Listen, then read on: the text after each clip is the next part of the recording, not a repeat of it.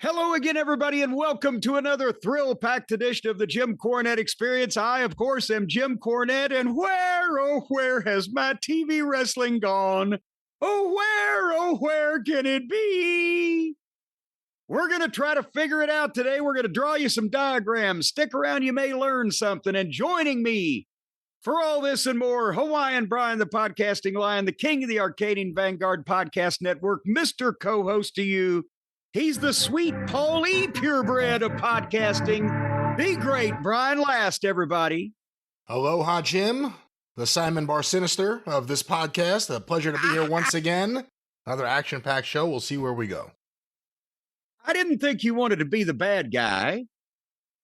I knew you wanted to be the bad guy. I knew you wanted to be. Are you trying to control the weather to take over the world, to whatever else that Simon Bar Sinister would do before the call would go out from far and near for underdogs? Could we get underdog? Oh, the other night, the Dick Van Dyke episode was on where he was running for political office against Wally Cox. And I showed my son. I was like, "That's underdog." He's like, "What?" That's listen to his voice. That's underdog. He didn't believe me. You know, that's how Gary Juster got in show business. He was Wally Cox's stunt double. Is that right? That must be why Barnett liked him so much. Well, my boy, you know, they got along well in Atlanta in the Penthouse years. I got a news update for you. We got the news going on down here. I told you about it originally on the show we did a few days ago, Brian, about the man with the head, the man that cut the head off the other man who was his father and then brought it to his mother. Oh, this again? There's more about this? Well, there's more of this, because now come to find out, well, and for the people who may have missed the previous program, over here in Southern Indiana the other day, this young man, who now that we've seen him on television when they've hauled him into court, he looks like Pauly Shore 30 years ago if he was homeless and confused. And this guy went to his father's house and killed his father and decapitulated his father's head off his body and left the body there, which, yeah, you're always supposed to, from what I've been told by the hunters, you're always supposed to, if you kill something, you're supposed to use all of the carcass. But he left his father's body there. That's what you heard from the hunters? That's what I've heard from the hunters. And then he took the bag, or took the head and put it in a bag. It wasn't a duffel bag. Come find out, it was apparently just a regular old grocery plastic bag with the two little handle dingies on it. And he took the head of his father over to his mother's house, and he walked in and he said, "Hi, Mom, I've killed my father because he's the most evil man in the world. Here's his head." And a 4-hour SWAT team standoff then followed that, and then he came out. But remember, I said it was not too far from the Featherbottoms estate. The news update, one of them is, it was his Hotchkiss Featherbottoms father-in-law's street that this guy showed up with the head in the bag at. And the SWAT, they shut everything down. Hotchkiss was turned away from a bank. They didn't know the extent of what was going on. They had two apparently independent crime scenes where we found a fucking guy's body. He's got no head. Wait a minute. This sumbitch over here's got a head. Shut everything down. Hotchkiss walks up to the bank. They locked the door in front of him. Said, "No, we're closed. It's a SWAT." I'm sure he's used to that. Well, no, normally they wait till they pick him up on camera. But in this case, they were just, and everybody had to just shelter in place there until they determined that all the heads were in the right places with the bodies, and the perpetrators had been put in under some type of custody. And now the guy's in court, and they're thinking about sending him to a mental evaluation. Is what I believe the last word I heard was they're thinking that might be a good idea. And his lawyer was saying, yeah, right now, because see, he's in jail, he's bashing his head into the concrete floor, Blind. It's what he's doing. He's blashing his head, Blind, into the floor and busting himself open, and then they'll stitch him up, and then he's ripping the stitches out. So they're gonna send him somewhere where some people can keep an eye on him. What a heel. Well, it's a good way to get out of jail and into the hospital, but this is the most unintimidating looking motherfucker. That's the problem. This guy would not make an intimidating car parking attendant, right? He would just be walking down the street. You wouldn't look at this guy sideways twice. Just a putz of a human. And he's walking around with fucking heads in a bag. Well, not plural, but a head. But I don't know if he's done this before. We've got to track down the fucking missing head list. But what the fuck are you supposed to think? You're supposed to be scared of the big scary people, but here's this motherfucker over here with a head in a fucking Walmart bag. Well, they say it's never who you suspect. But we need to get the heads without bodies. Well, I suspect everybody. It's got to be somebody. Think about that now. Can you disprove me? If you suspect everybody, then it has to be somebody. So you're suspecting the right person eventually. All right. Well, this has been local news. That was the local news. He said his lawyer said he's not really a danger to the community, more of himself. I don't know how he got to drop on his dad. I'm sorry. Let's get it right, too. You're never going to see the fucking street ever again. Cutting people's heads off. The lawyer says he's more a danger to himself. I don't know if he keeps bashing this. When he first they showed the footage of him walking in court on the news, I was like, what the fuck? He looks like one of the goddamn mutants in the Outer Limits where his brain was growing because it later found out it's because he smashed his head against the floor. I don't think this guy's gonna be. Oh no, he's got a big old Duke Myers fucking head. It's a 5 head, not a 4 head. And I was like, did they take it out on him? What the fuck? Is he wanted somebody else's head to have a normal head? What is behind this? And then they said it was because he was bashing his head into the concrete cell floor. So I don't think he's going to be seeing straight much longer anyway. A nice girlfriend could have fixed all this, but he's gone on a different path. Well, I don't. What, he would look silly if he'd had his girlfriend's head in a bag. That's not what I meant, but let's get away from decapitation and duffel bags. Well, let's go to national news. Have you heard about the big national controversy now sweeping America? Folks beyond our borders, yes, us silly Americans have done it again. The big problem facing the world today, have you seen this, Brian? Cracker Barrel is changing its logo. Did you hear about this? Yeah, I saw it, and I know it's a big issue for a lot of people. I think I've been to Cracker Barrel maybe once in my entire life, so it's not a big issue for me, but obviously this is a hot button issue right now in the country. Well, I'll tell you how hot. I've been to Cracker Barrel many, many times. I'm a confirmed Cracker Barrel consumer veteran of many years. And the story is, for people who may not know about this, is that Cracker Bits, it's an old country store fashioned themed casual dining. Dining may be a little too glorious. I like the food, but it's a casual place. You go in and sit down, you get the old Southern cooking or a facsimile thereof for very reasonable prices. And you get to buy a bunch of junk in the gift shop on the way out. And for years, they have had a logo of like a barrel, the Cracker Barrel. In the old country stores, they had crackers in a barrel. Just live with it. Just assume that that's a fact, kids. I don't have time to go into details. And it says Cracker Barrel, and then they've got a guy sitting on a rocking chair, which they have rocking chairs for sale, porch rockers, the old wooden ones, out on the goddamn front of the thing. And there's a guy sitting there in a rocking chair that says Cracker Barrel in the barrel. And now they have made a change. They're just going to have a barrel that says Cracker Barrel. But here's the thing, Brian. I've been going for all these years.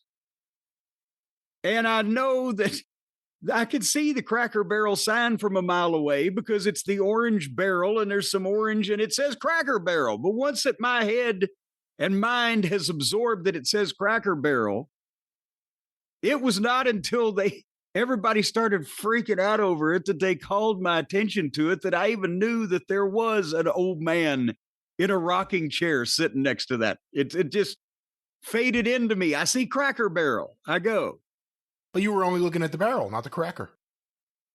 I was looking at what the goddamn sign said so I'd know where it was instead of worrying about what their goddamn artsy-fartsy logo was. It was kind of artsy-fartsy, mushy and ill-conceived and didn't really stand out anyway. But that's the thing now. All the crackpots and the shit kickers in the world, the burning issue that they've got is that they took the orange guy out of the logo. That's why the country is in the shape it's in. We ain't got no old man rocking in a chair and the Cracker Barrel logo. Watch out, Wendy. Wendy's negative. You know what? Watch out, Wendy. Watch out. They need to slut Wendy out. Whoa, I don't know if I would say it like that. No, they need to turn Wendy's into a hamburger Hooters.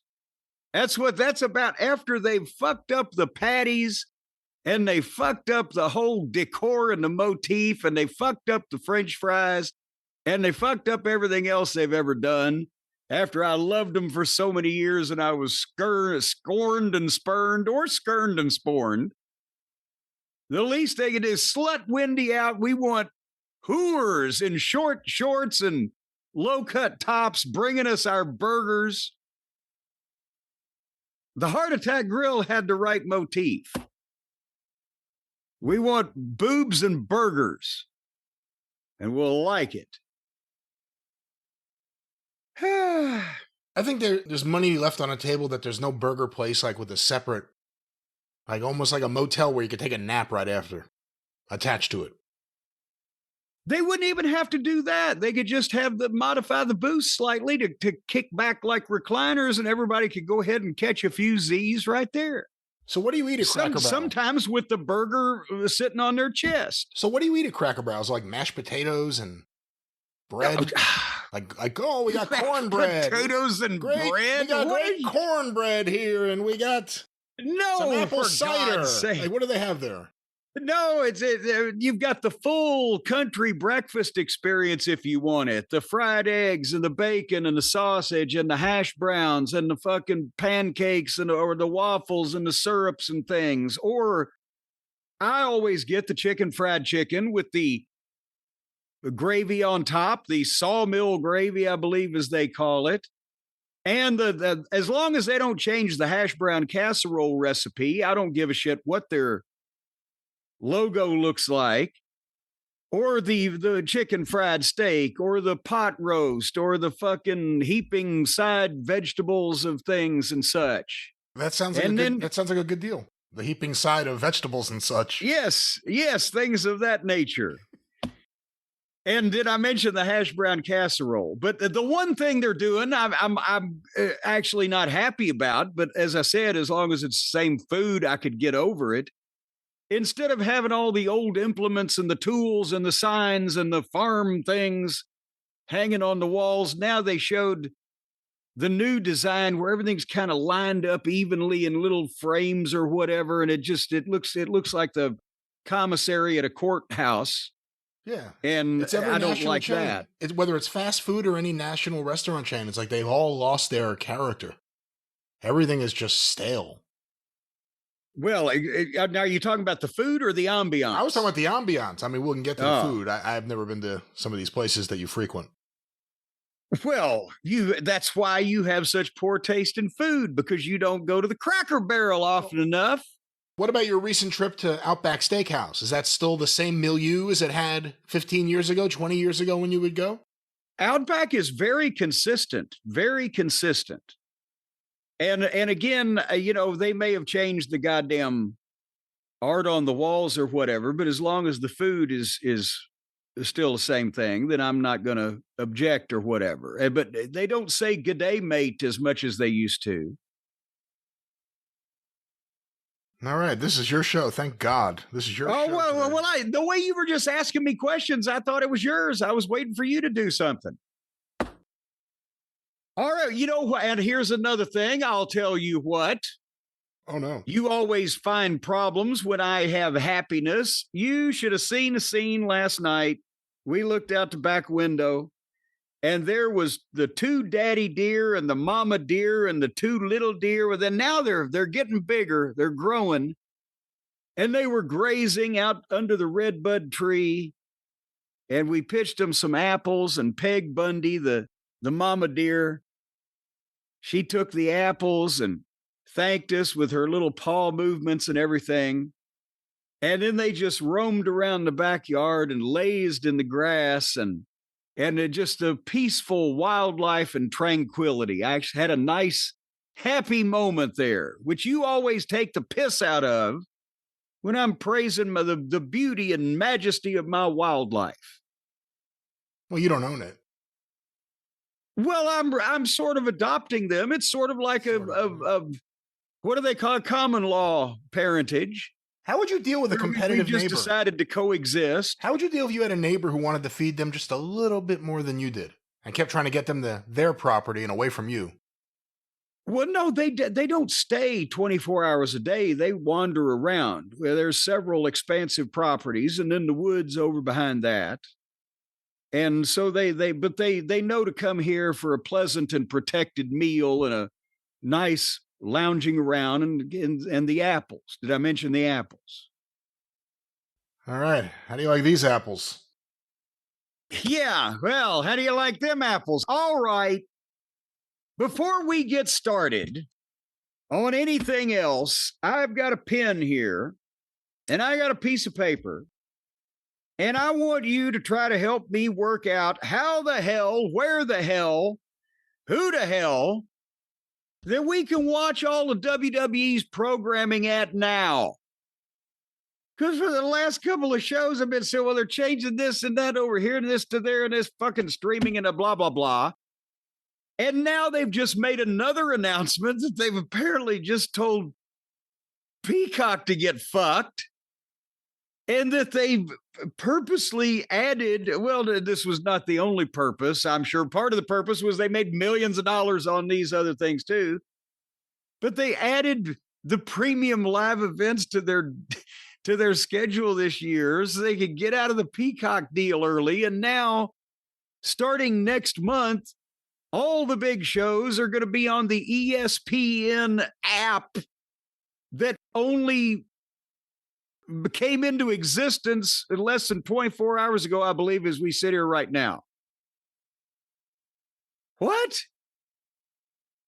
Yeah, there's a lot there to go over. I guess the big point is AEW is just on Max, and that makes it easy to remember. And their pay-per-views are on TV. They're on TNT as well, and fucking TBS and those various things also. Now, WWE, if we're talking about an average month, let's say, let's start with Monday Night Raw, easy. That's on Netflix. Okay, hold on. I'm going to write these things down, and I'm going to ask you a couple questions. Now, Raw is on Netflix, and we have every reason to believe it's going to be there at least for a little while, right? I believe they signed a 10-year deal, but maybe they could do like a month worth of Raws to get out of that deal early or something. Yeah. And who owns Netflix? Who is the big multi-millionaire, billion-dollar conglomerate that owns Netflix? I believe it is a publicly traded company. But it's just by itself. It's not owned by goddamn TKO or FUCK. They wish. They're just, Netflix is a big old thing all by itself. That's right. Okay, then now they got the SmackDown. Where's SmackDown going to be? Before we get to SmackDown, don't you want to get to Tuesday night? I forgot about Tuesday. As you always do. Tuesday night, NXT on the CW. And the CW, and that's actual real television. Who owns the CW these days?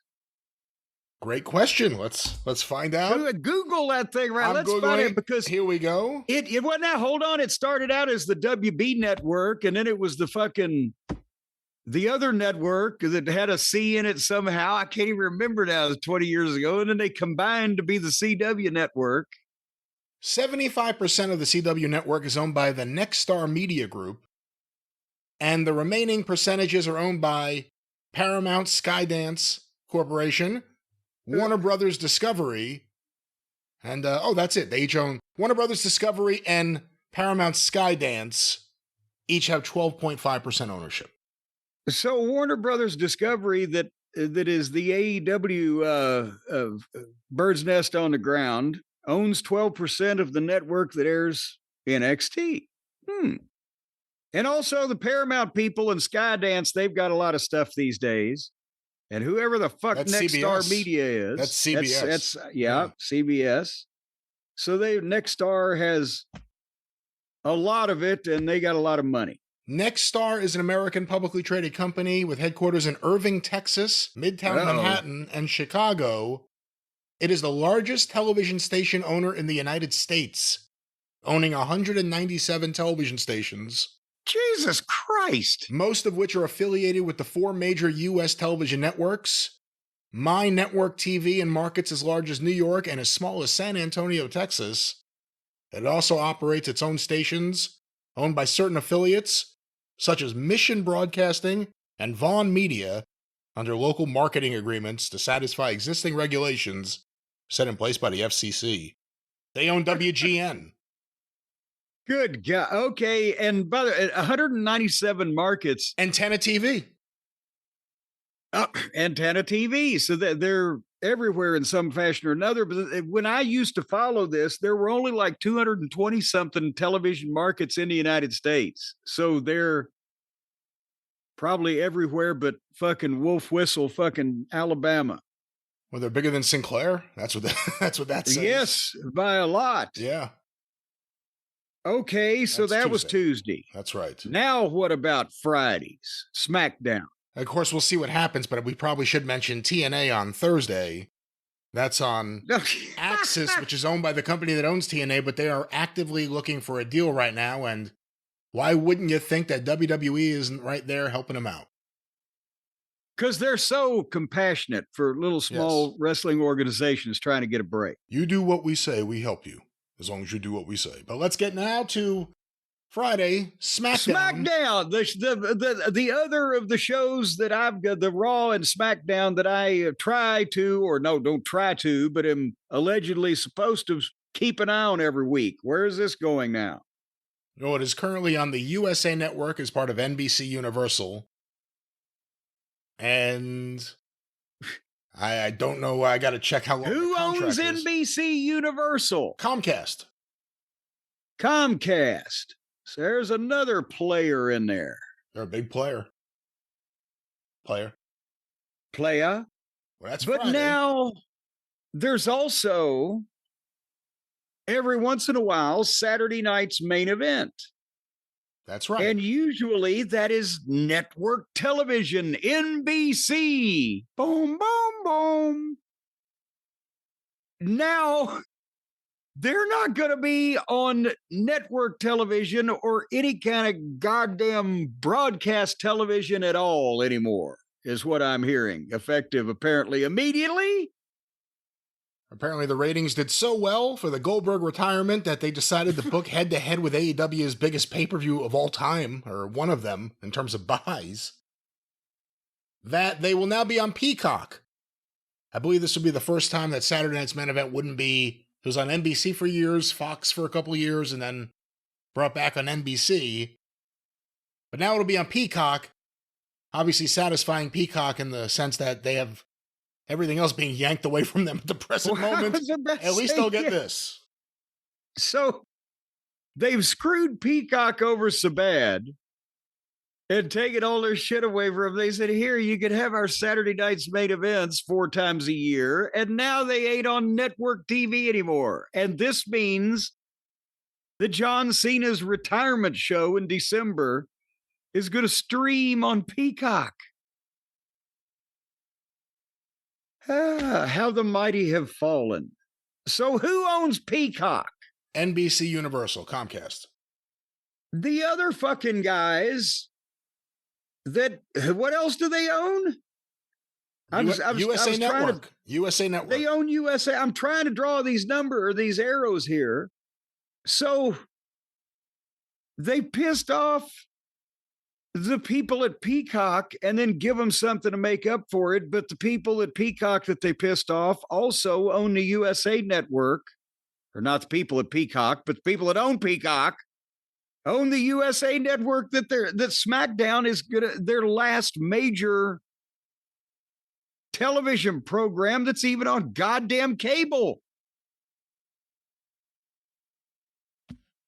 But wait, there's more, Brian, because the pay-per-views, which literally, and even 20 years after pay-per-view became a thing, I would see people write it out as pay-per-view, like PAPERVIEW.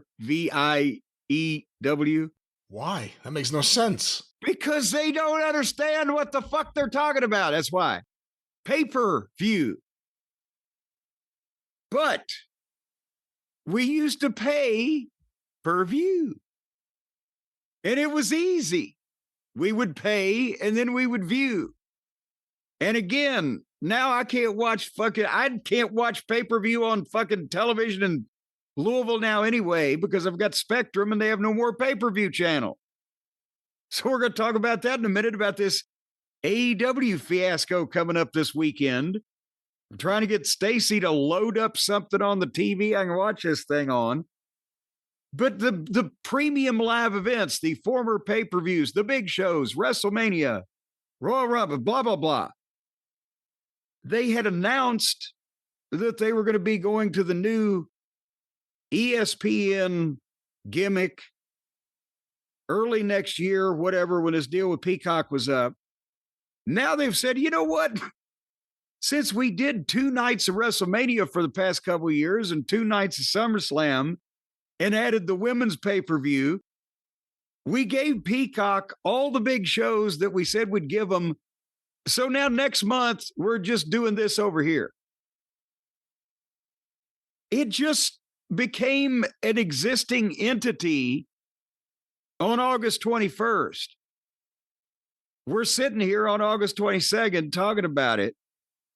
What is they call it? The ESPN app thing? What is this thing called? Oh, I forget the exact name because they just changed it. It was their direct-to-consumer product. Was it Unlimited? Was it ESPN Unlimited? Hold on, let me check. I'm trying to find any notes that I have here that says what the thing is called. I see it called the new ESPN app. I don't know. While you're looking at that, they don't even know what the fuck the thing is called yet. And we've got 4 weeks to start to establish this and get this so we can watch the premium live events from now on until the end of time. And that's on who owns ESPN, regardless of whether it's plus or minus or app or whatever. ESPN traditionally was a major moneymaker for Disney. They're owned by Disney. ABC, Disney. Jesus Christ, okay. And ABC. Why isn't the Tiffany Network, CBS, getting involved in this? Well, they own... Oh, I forgot. They are. Paramount and Skydance and, yeah. You know, Jim, you're also forgetting AAA, whose big events have been streaming on YouTube. Well, where are they going to stream now? Potentially still YouTube. We'll find out. Oh, well... So you mean the same place that I've been missing them up until now, I can continue to miss them without having to worry about getting any different information? What I mean is that's exactly right, but also WWE can put a AAA event up on YouTube and just let anyone in just to try to get attention or steal someone else's attention, whatever it is. They can just throw something up. They don't even have to worry about any of these big streaming platforms. Well, now what about the existing pay-per-views, the catalog, as they say in the business, the back catalog, all the big shows, the pay-per-views, all the mini television series and things and such that they have produced and presented to us and put up the network, and then later on, I guess, on the cock to some degree. Where does that stuff go? I believe it's going to be on Peacock at least until next year. And then we'll see. Peacock would obviously have an option to bid for it and try to keep it. It may be an attractive package for others. A lot of people presume YouTube. Who knows? And it could be one of these things like the pay-per-views where there's one deal for North America and another deal for the rest of the world, because the pay-per-views, I believe, are on Netflix everywhere else, aren't they? I don't know. I believe so. So if we had a good VPN, we could just go join Netflix in another country and watch all this stuff.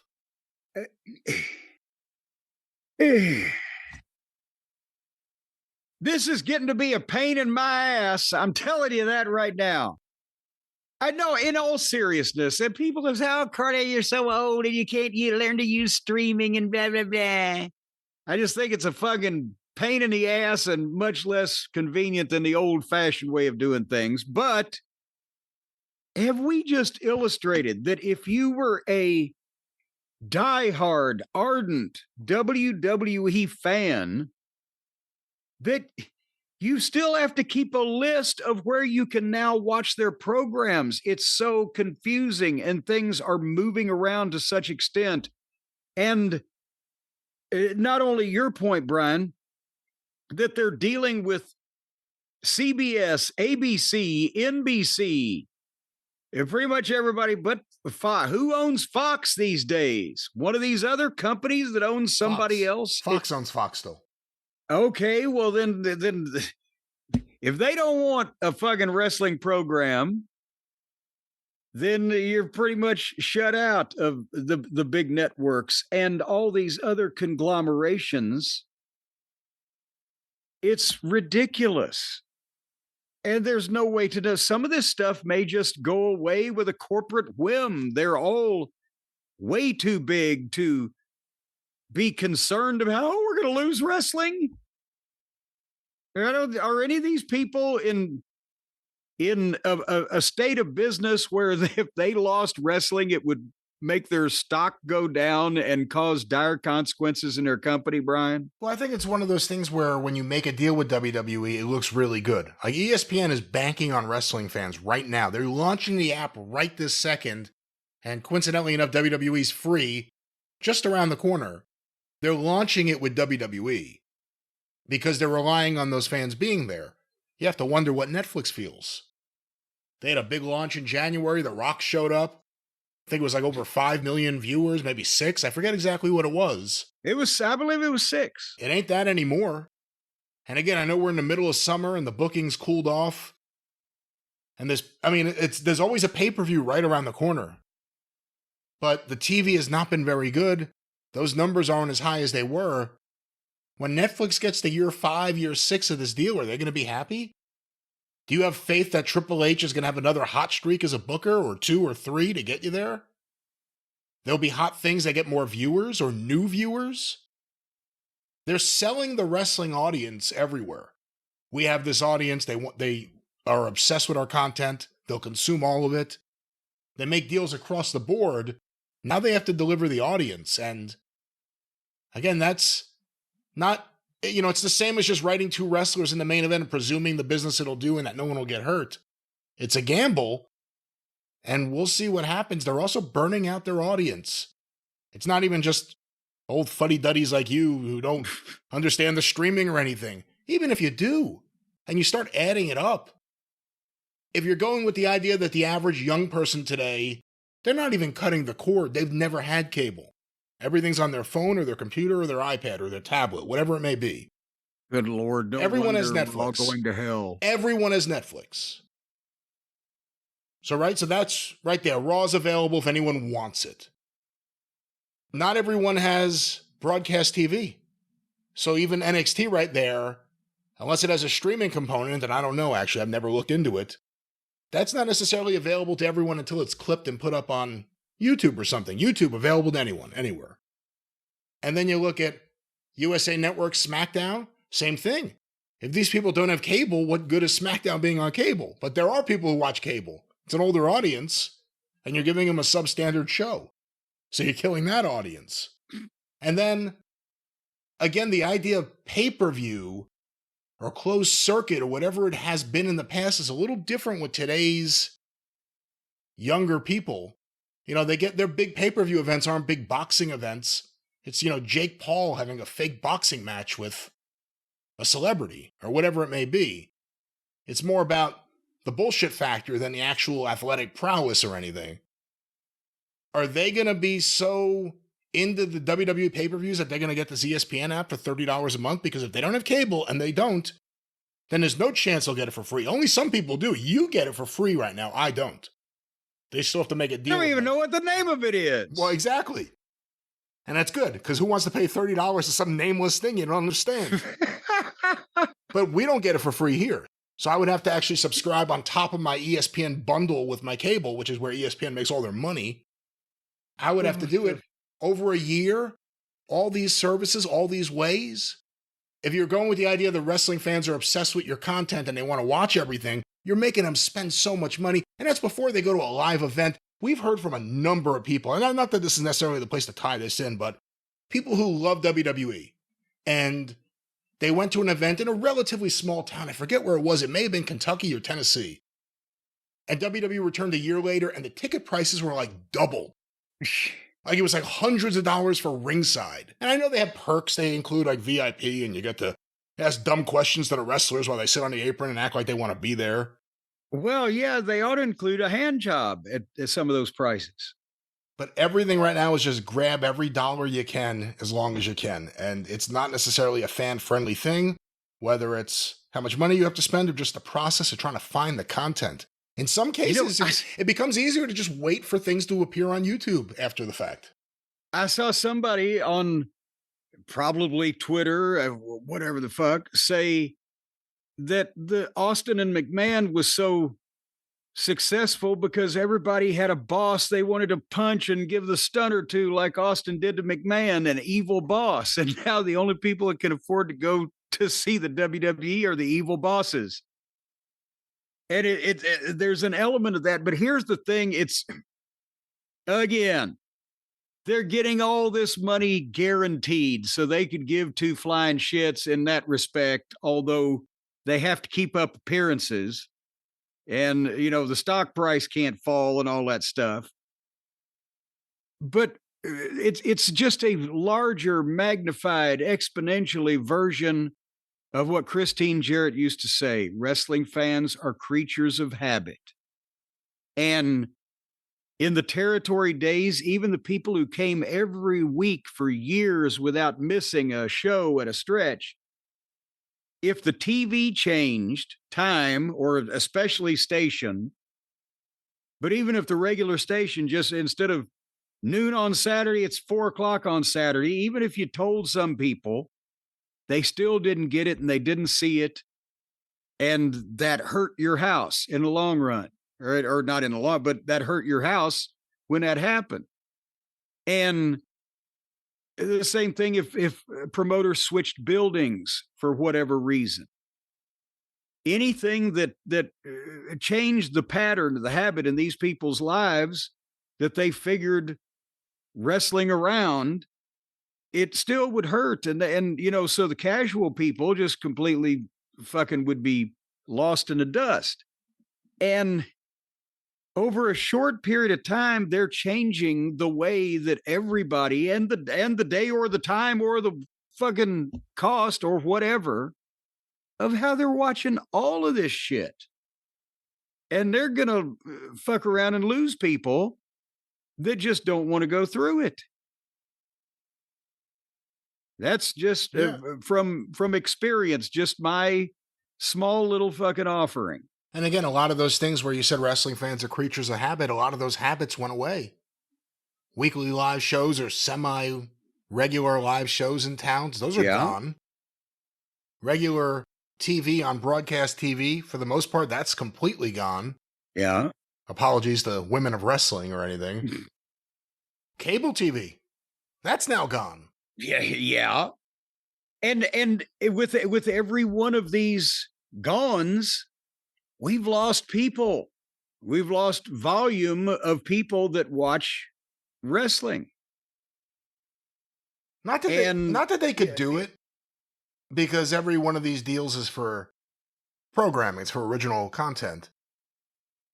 But would it be more valuable to a company like WWE if you had like one show or two shows and you just aired those on every single one of these things? As opposed to having so many different shows, so many different people. If you just had like one batch of stuff to pound into people's heads, I guess I should say. Do you think that'd be more valuable? Well, no, because for one thing, people aren't going to pay that much money if they're getting basically something that everybody else can see everywhere, so it wouldn't be possible to do that anyway. But then, no, because then you'd be flooding them with the same shit over and over. Every time they got a chance to watch wrestling, they would have probably have seen, if they were really devoted, what you're fucking showing or seen it somewhere else. I remember we just talked the other day about, at one point in time in Louisville, they had two television shows. They had Jerry Jarrett's and then one of Goulas's tapes, because they had TV on two different stations. So it was still a lot of the same wrestlers, and they could have the local promo segments, right?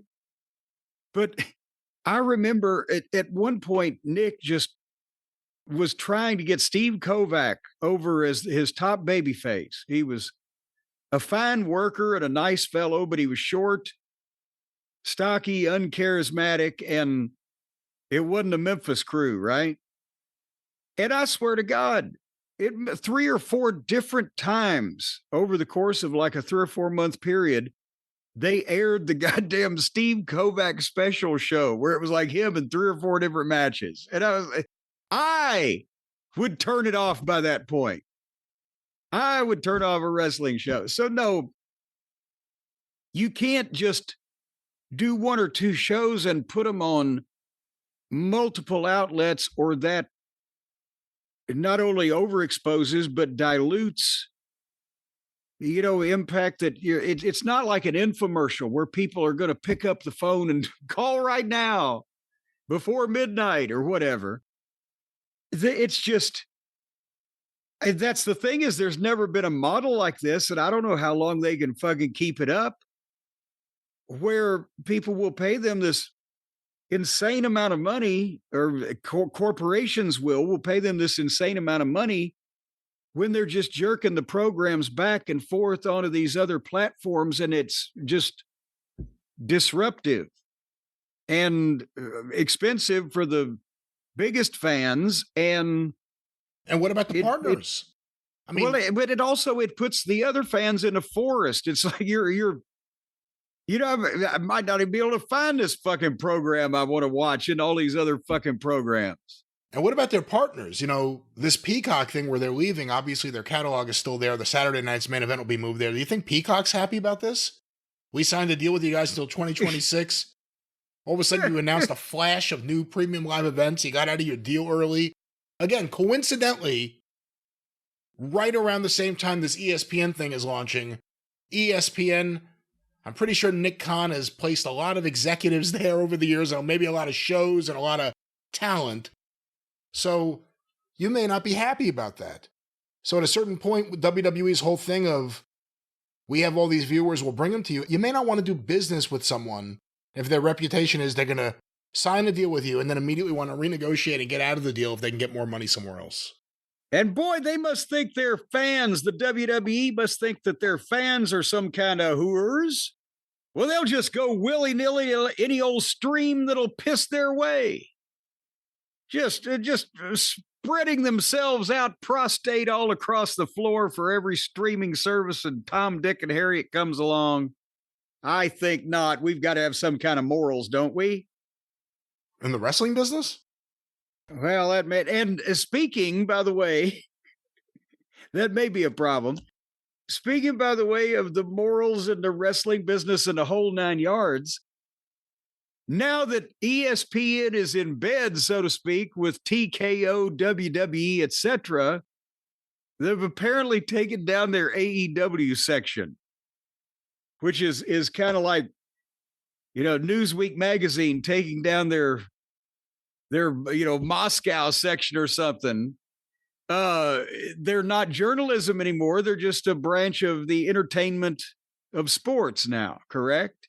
And that's really what ESPN has been for a long time. The coverage is dependent about who they're working with. NFL gets more coverage than anyone else when they're working with the NFL. When it's the NBA gets all the coverage. Baseball got fucked with coverage, and now baseball's no longer going to be with ESPN. We'll see what happens with the playoffs and stuff. AEW, this is part of the problem. It's not just the partners, but it's what comes with it. They're going to get shut out of the mainstream discussion. Unless someone dies on one of their events, ESPN may not pay any attention to AEW going forward. Unless someone dies, unless they draw 100,000 people again, unless just something miraculous happens and it can't be avoided, and it's mainstream news. Well, miraculous may fit the last one of the examples you gave, but I don't know if it'd be miraculous if it'd be miraculous every time somebody doesn't break their neck. I saw that Dave Meltzer wrote something, and I remember the name Josh Gross. He was an old MMA reporter. He did a book about Inoki versus Muhammad Ali. When ESPN did their deal with UFC years ago, they fired him because Dana White had problems with him. And all of a sudden, the independent reporter who asked tough questions was gone, and ESPN worked with the UFC for a number of years. So I shouldn't be surprised that ESPN got rid of AEW. I don't know if it helps or hurts AEW, to be quite honest with you. People weren't discovering them through that. Well, yeah, I was going to say, do you think anybody thinks, I need the latest AEW news, I'll check out ESPN? Never. So I don't think it helps or hurts AEW one way or another, but it definitely has the appearance of things. Well, anyway, speaking of appearances, one more thing before we move on to another subject. They're appearing like they're going to do an AEW pay-per-view this weekend. And can anybody out there, well, I don't know whether they'll hear my voice that I'm speaking now before this show at 1:00 on Sunday afternoon. But is that what it is? I didn't even realize that. Yes, it's 1:00. Because they're in London. They're in Londinium. London? Lord Fogg will be presiding.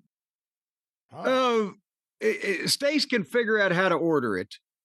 But can I then just go on to this channel or whatever the fuck, this Prime Video thing, and watch it any old time? Or do I have to be sitting there specifically when it's happening and I can never see it again?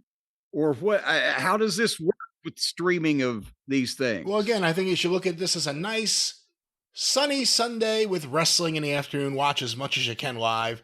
From what I gather, I've been looking into this because you mentioned this before. How am I going to watch this? And I didn't have an answer. I know you can get them through YouTube, where you pay for it there. Amazon Prime has it, and from what I read, you can access a stream or a replay fairly quickly without any specific time being listed after the broadcast. Oh, thank God. All right. So, at the very least, it doesn't ruin my whole Sunday afternoon. I mean, we're talking about players before, who's in the field. Remember, Amazon's still out there. Obviously, they're doing this with AEW, but this isn't like, we have a big deal with AEW. This is like, we'll sell their events and we'll take our cut. But Amazon's still out there, and they have a lot of original content, and, they're trying to make Prime a big thing for everyone. So there's still a lot of players out there. Yeah. Who's supposed to, wasn't Max supposed to do something with the AEW pay-per-views? It hasn't happened. But they don't? It hasn't happened. Apparently not a high priority. AEW right now is fighting a lawsuit. Not to go too deep into this at the moment because I don't have the info in front of me, but it's the Jon Moxley lawsuit, I believe, where he hit from the cameraman that was put into a fucking head halo by the vicious treatment that he received. Well, apparently they're fighting by the hands of that demented killer and public menace, Jon Moxley. I'm just trying to keep fair here. Go ahead. But apparently AEW is fighting an attempt by the other side to have them reveal who owns them. Who is actually the partners in Beatnik. With Tony Khan, we presume his sister, set up by their dad. Where does Warner Brothers Discovery fit in if they own 10%? Is that outside? Are they partners with Beatnik? Do they own a piece of Beatnik? And again, if Warner Brothers Discovery really owns a piece of anything with AEW, why aren't the pay-per-views on Max? Why don't they just put Ring of Honor content somewhere? More content. I mean, there's a lot of questions. It's almost like all of Tony's eggs are in the Warner Brothers Discovery basket. At the same time, WWE... Do you think that's because his balls are in their pocket? I don't know. But the problem is, while that's happening, WWE's buying up all the other baskets. There's going to be nowhere else to go if Warner Brothers Discovery... If David Zaslav leaves and the next person comes in and just says, I hate wrestling. Why are we doing this? Put the Big Bang Theory on for 2 hours. That changes everything. They're gonna lose their basket. Oh, my God. Well, therein lies the problem is you don't know what you've got till it's gone. Brian, you can't trust that people aren't going to take things away from you these days. You're watching a favorite show on television and it's gone. And the whole daggum channel could be gone. And the network, you got to run everything yourself, Brian. You have to own everything. You have to follow your dreams. You have to be the boss so that you can control your destiny. And that starts by starting your own business, doesn't it, Brian? You know that. We've both taken those steps. You got to start your own business before you can be the master of your own destiny. And I think I could speak for Brian in saying that both of us have been masters of our domain for quite some time now, and you can do the same thing with our friends at Shopify. Would you concur with that, Brian? Yes. Good Lord, my ears are ringing now. Folks, Shopify is the commerce platform behind 10% of all the e-commerce in the United States. And think about this. How often have you laid in bed at midnight scrolling through some website, hitting the button to add to your cart the thing that you've been looking for? And you know that button's purple. It's the Shop Pay button. And people all over the world are fingering that button just like you are.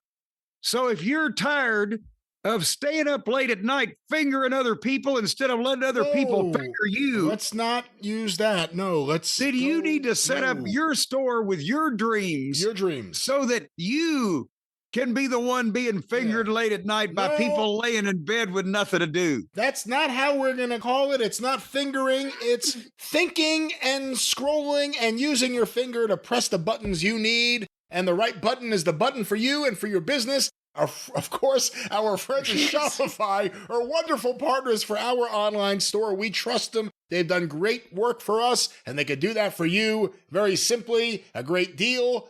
First time buyers, triers. Try it today, Jim. Try it to buy it, and buy it to try it. You're just, Brian, you're all verklempt because of the success that we've had with our purple Shop Pay button. We've been raking in that money, ka-ching.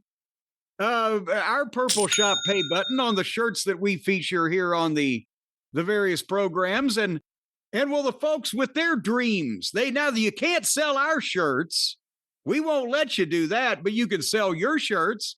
So if you've ever wanted to put your face on a shirt and sell it to people, I've seen some of you. You might ought to figure out some other attribute on your body to put on a shirt to sell it to people. But nevertheless, if you want to sell something to somebody, then Shopify is going to give you the leg up. Yeah. From day one with hundreds of beautiful, ready-to-go templates to express your style.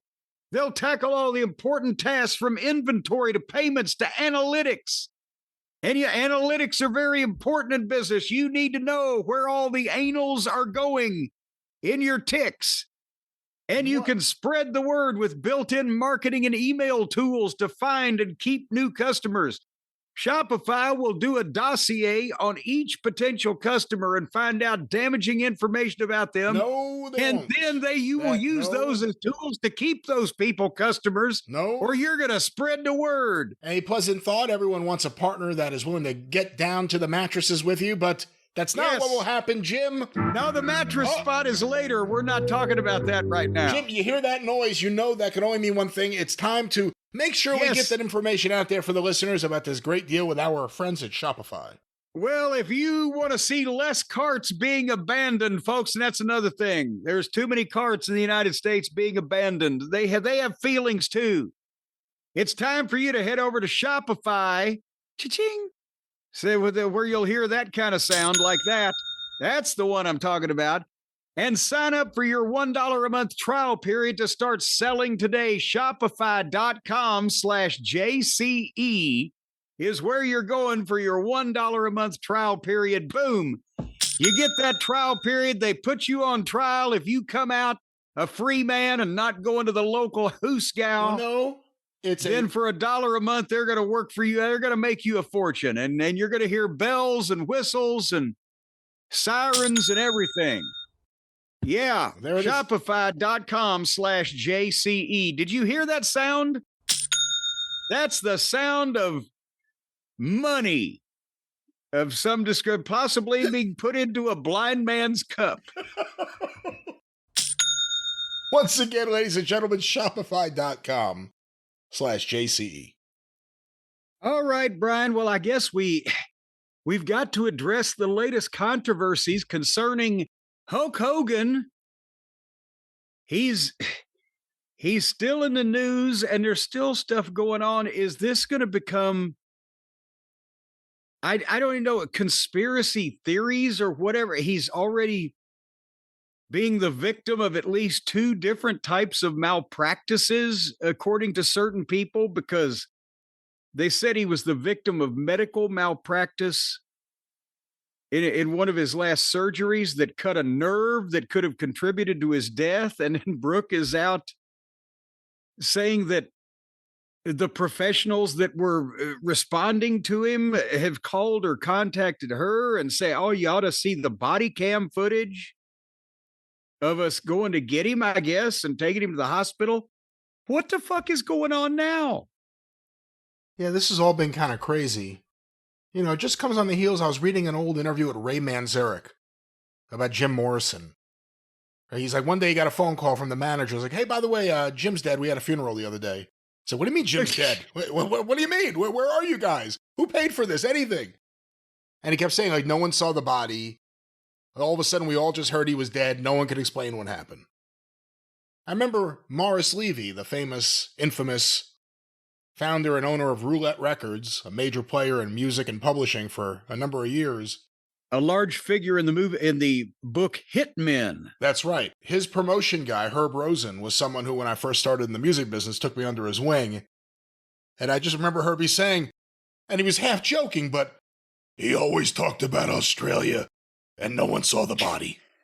So it's like, you know, there's enough of a thing there. With Hogan, when it came out, we were told heart attack, which again, anything could prompt a heart attack, but we knew that it wasn't really a secret that he was definitely dealing with a lot of medical issues. So it made you question exactly what caused the heart attack. If he was going through treatments for other things and dealing with other ailments, where'd the heart attack come from? And you say Brooke Hogan's been talking about this. I have found it fascinating that she has been so out in the open about this. And it seems like the questions she's asking are the ones that, you know, the answers are starting to come in. I saw an interview with her on Bubba the Love Sponge. I ended up watching that. They hadn't spoken in 12 years, 13 years. And she doesn't just come out and say what it is, but she seems to think that the people around her dad made bad decisions. She was worried about him, maybe more than he was. She cared, and she was involved in all the medical stuff. So she's like the expert, more than anyone else, more than Hogan's wife of the last couple of years. She's the expert in the health of Hulk Hogan and his health history. And she's kind of been sounding the alarm that something was going on for a while, before she knew about the footage. Well, and again, going back to the medical malpractice part, I guess they're saying that the operation severed, as I said, some kind of nerve. Apparently, it's connected to the diaphragm and controls breathing, is what the report said from an occupational therapist at Hulk's house when he stopped breathing. So there was some type of medical or medical adjacent people on the scene when this happened.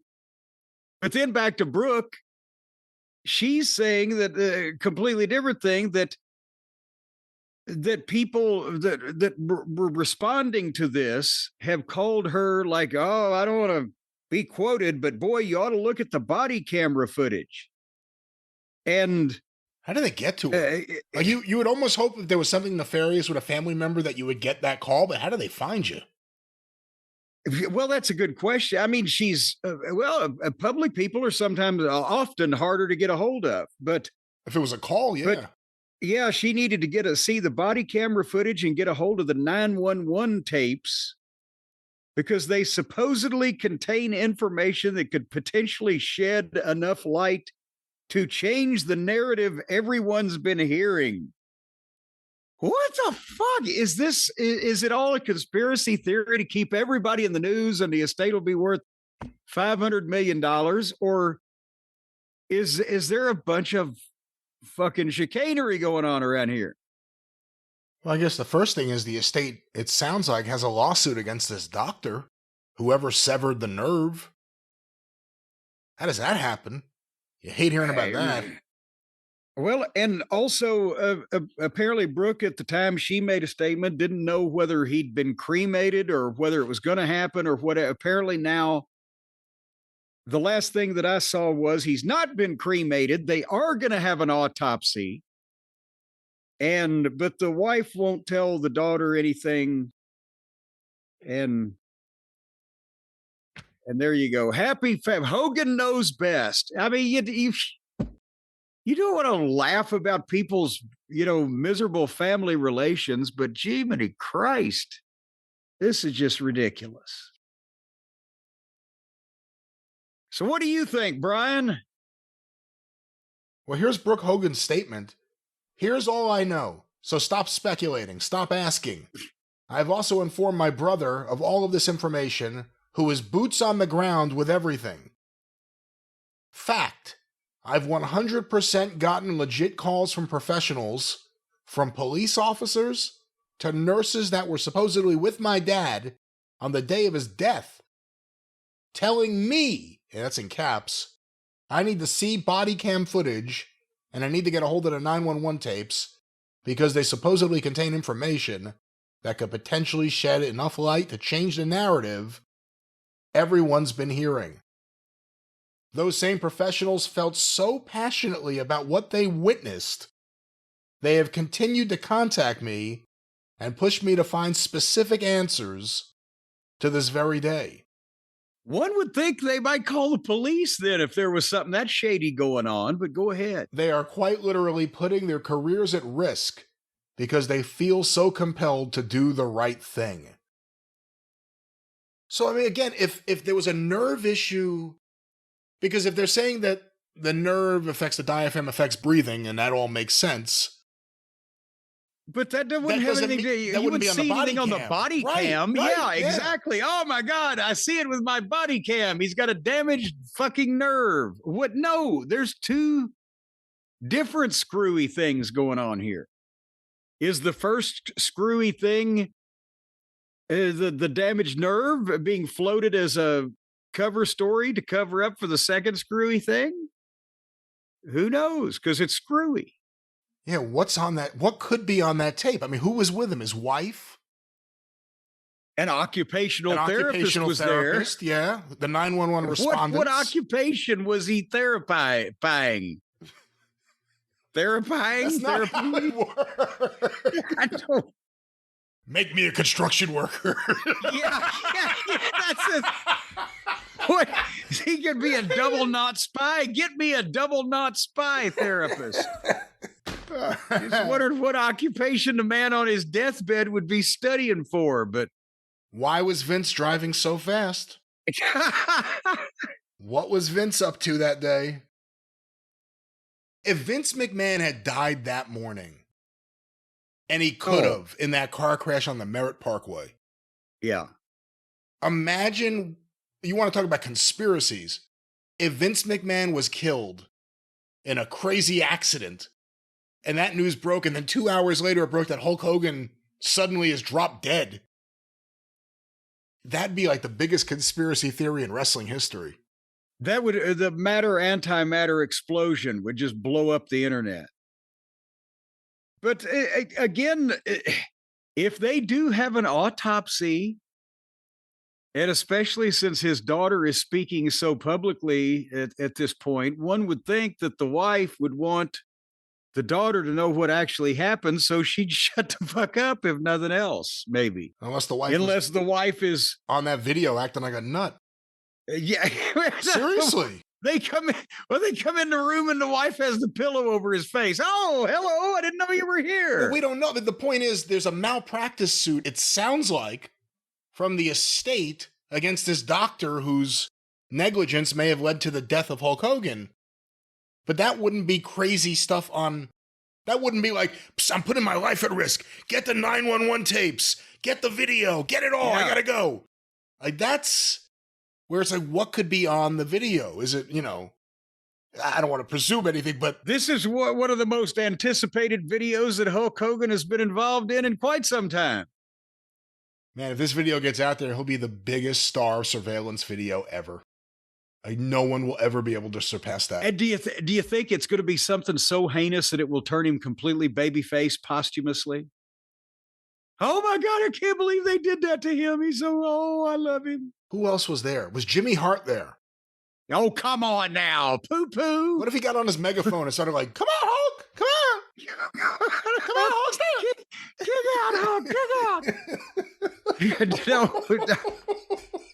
Poo-poo doesn't have any knowledge of any nefarious dealings going on. While we're talking about Hogan, let's get it all out here. Did you see that Missy Beefcake got ejected from the funeral for calling Linda Hogan the C word, and Brian Blair had her thrown out? What? No.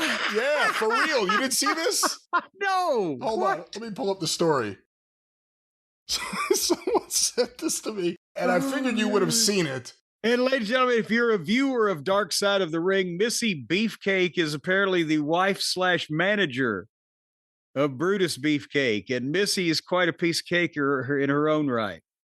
Well, Jim, I'm seeing stuff here. Apparently, Brian Blair has claimed that Missy was ejected from the service, like I said, calling Linda Hogan the C word. Missy Beefcake is denying that. She put out a statement saying, was not, that's in caps, thrown out.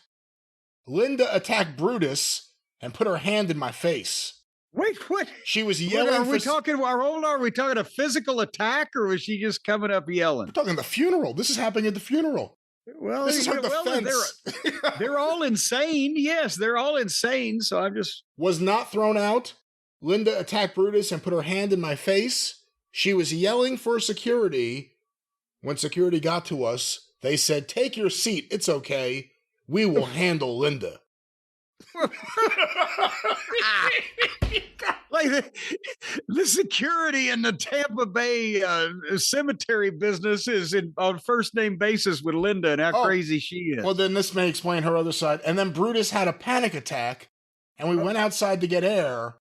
He was unable to go back in. So they weren't ejected.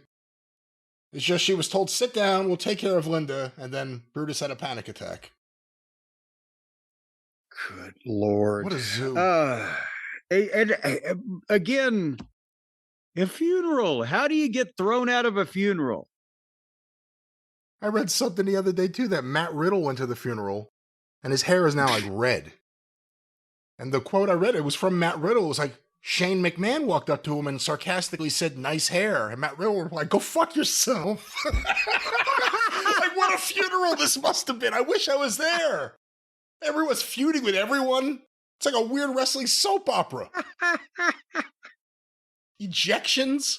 Have you ever been to a funeral where someone was ejected? I haven't been to a ton of funerals, but I've never seen an ejection. Who does the I believe we've talked about it before. I've been to like 6 funerals in my entire life. I've seen dejected, but not ejected.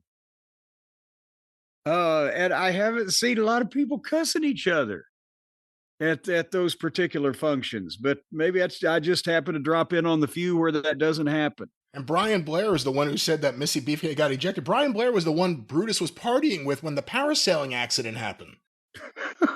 It all ties together. It's crazy. You'd think some of these people would have moved to a different state. They don't seem to mix well. Well, we'll see what more. I'm fascinated to know what could be on these videos because the malpractice thing is being thrown out there, but that can't be what is on the video. It can't be, oh my God, his nerve. That ain't it. There's something that Brooke Hogan's being led to believe is on that video. One would think it would have to, somebody was there. There was some evidence of some mistreatment or, something was amiss. And that you could see on camera or that you could hear on the 911 tapes or that you could piece together from both of same. And that still leaves a wide spot open for interpretation. Well, we'll see what happens. Hulkamania lives forever. He's immortal, and we'll be talking about him, obviously, for a lot more segments in the future because it keeps happening. Well, wait till Abraham Zapruder brings the film in, and then we'll go over that. I guess we ought to go over another film.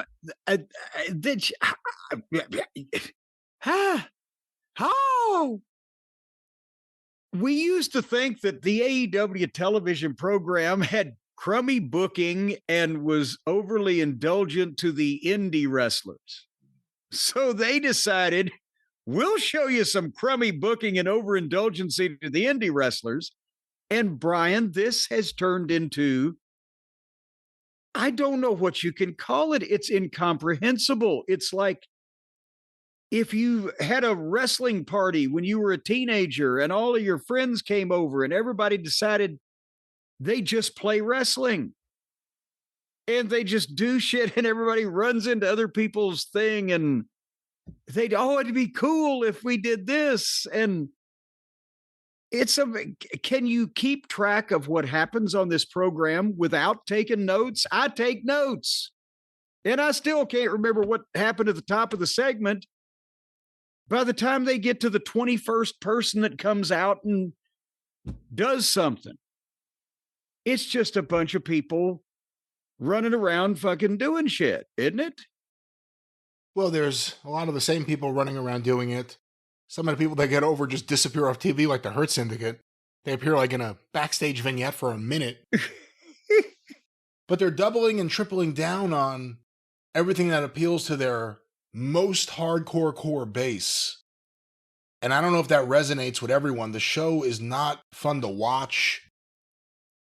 Sometimes there's a lot of stuff happening, and then other times things are happening for a very long time. And it just takes forever. It's, I don't think it's very good. I think it's actually been a really bad show for a while. It's just there's more action now in terms of like craziness. And again, we'll talk about the murder angle. I don't know what you want to call it, the attempted murder angle. But I'm not a fan of that kind of stuff either. That's not necessarily people running around. That's just creative that I find insulting as a wrestling fan. Because it's too over the top. It's too preposterous. Well, and I mean, if it's not even done well in any, no matter how you view this, if you're viewing it as drama, film noir, murder mystery, comedy, whatever, it's not done well because it's not done believably and it's not acted professionally and it's not goddamn written professionally and it's not shot professionally. So regardless of whether you're just being mad because it's bad wrestling, what is it supposed to be good of? We'll talk about it. They were in Glasgow. They actually had two people that were over like God on this program, and neither one of them could wrestle. Or one of them has one more match before he can't wrestle. At the top of the program, Bryan Danielson comes out and makes an entrance, and the whole crowd yeses. And he's going to do color commentary because he's had to obviously retire. And then here comes Will Ospreay. And he's his home turf, his home United Kingdom, whatever. I know he's not particularly from Scotland, but he's over there with that crowd. And he gets in the ring and barely tells them that he ain't going to be able to wrestle past Sunday either. So he didn't really tell him that.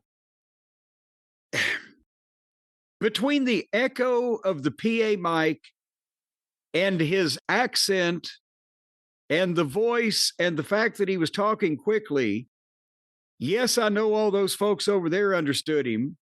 I got about 50% of it, but he told a story about his first trip to Scotland and ended it with something about sausage rolls that got a big pop.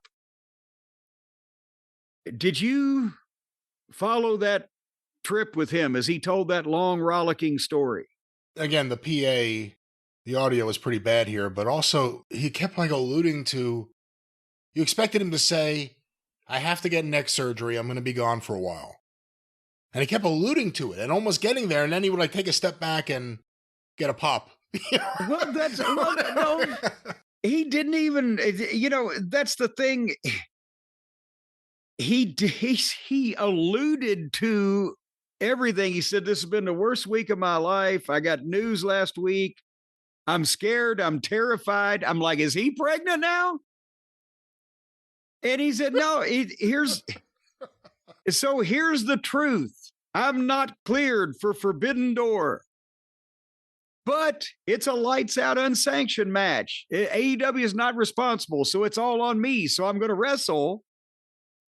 And I'm aware of the risk. What risk? He hasn't told us what the problem is. If there's a chance that I can't be Will Ospreay after Sunday, I know I'm going to leave it all in the ring. And me and the other 4 clowns, whoever the fuck is in this 10-man cage match, are going to beat the Death Riders before they take a scalpel to me. For what?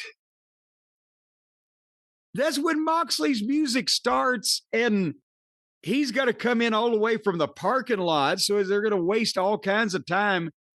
That's when the Sockface and the announcers kind of jumped in to explain that he was getting neck surgery, but not even really explaining that.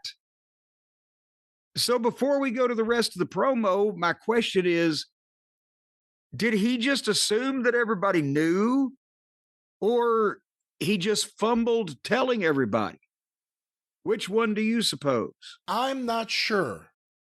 Because he kind of alluded to things in the last promo we saw with him, and then he never said anything there either. I don't know if it's supposed to be just fans who understand online buzz that he has a bad neck. If he has a bad neck, why would it be like, okay, the doc says I could have one more crazy cage match before surgery?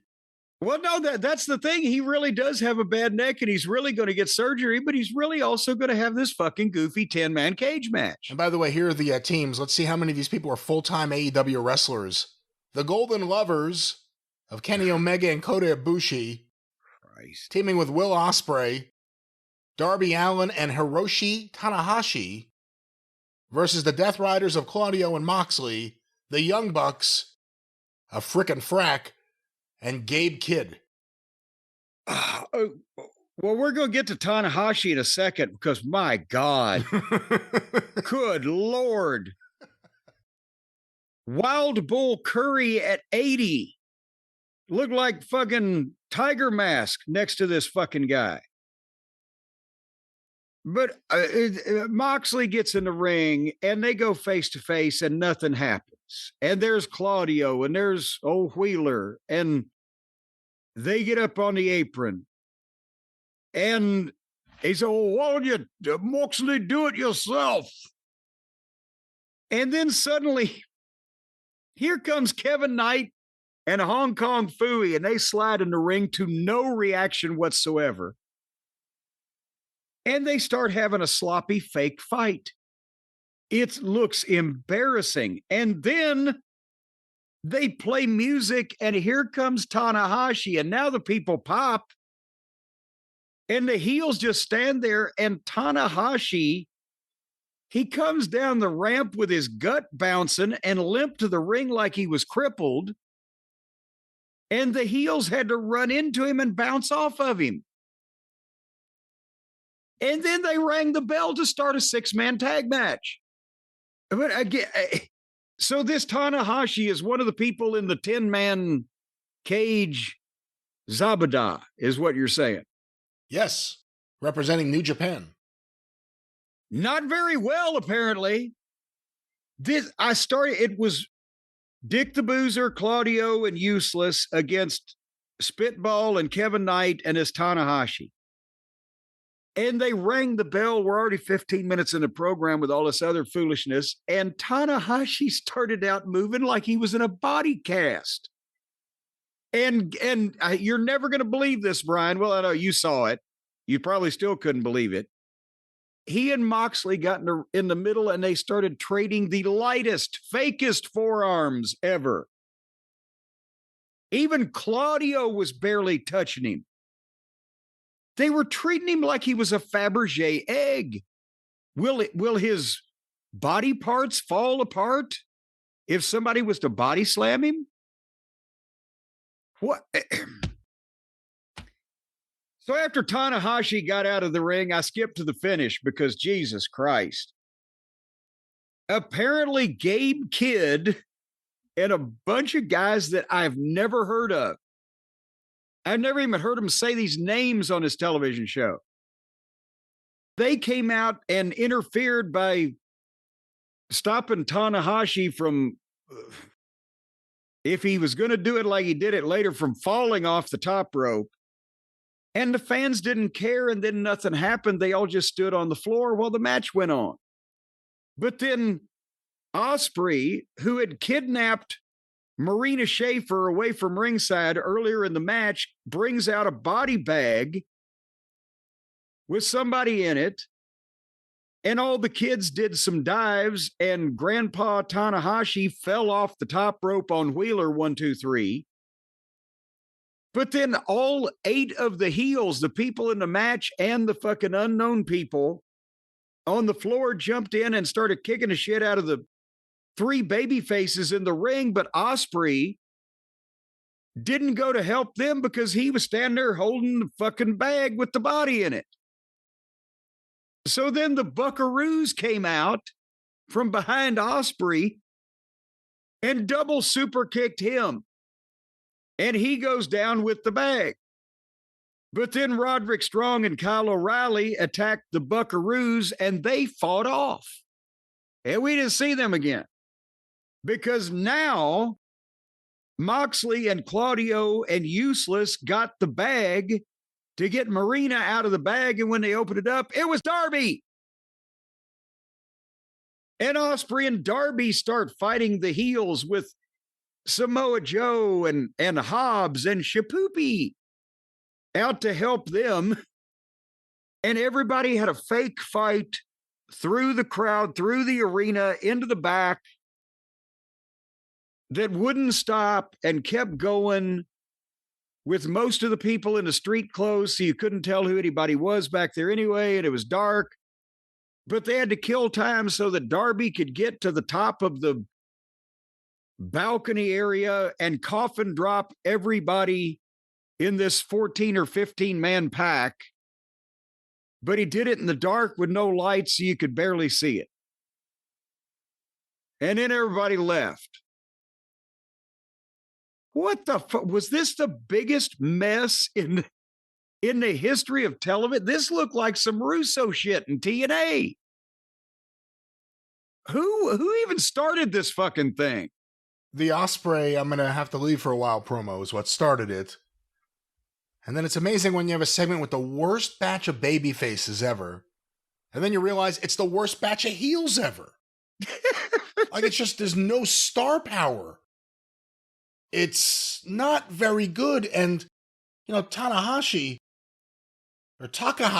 or, anyone who appears on this show. No, I'm saying anyone. I thought it's Tanahashi, but there also is a Takahashi. Yeah, anyone who appears on this show, it's like they've been doing Forbidden Door for a while. They keep getting the older guys who are broken down.